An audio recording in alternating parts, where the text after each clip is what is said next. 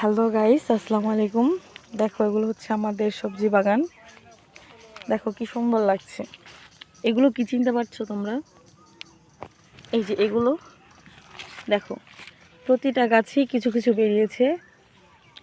দেখো, তোমাদের আরও দেখাবো আমাদের বাগানে কি কি গাছ আছে, দেখতে থাকো তোমরা।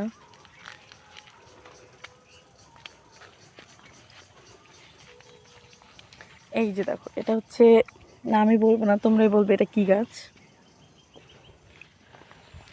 তোমরা কমেন্টে জানিও কোনটা কি গাছ, আমি নামগুলো বললাম না।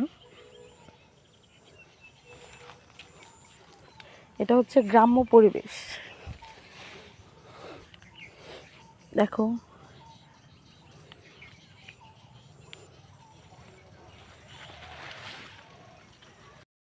দেখো ঠুস করে কপালে মেরে দিতাম এগুলো।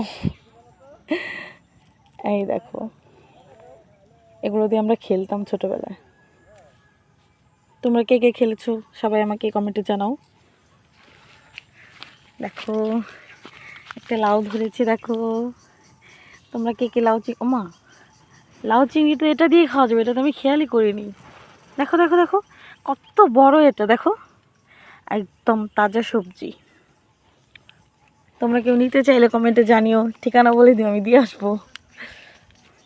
দেখো বন্ধুরা, এটা হচ্ছে মিষ্টি কুমড়ো, ফুল এসেছে যদিও একটু আছে, দেখো ছোট্ট।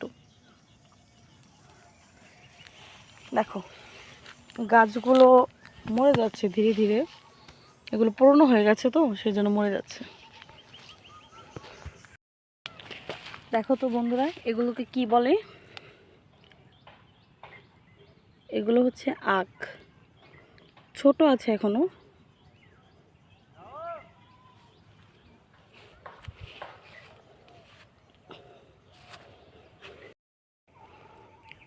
দেখো গাইস, এখন সূর্যটাকে কেমন লাগছে দেখো।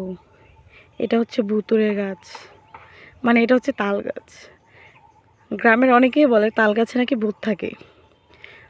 তোমরা আমাকে বলবে কমেন্টে, আসলেও কি তাল গাছে ভূত থাকে?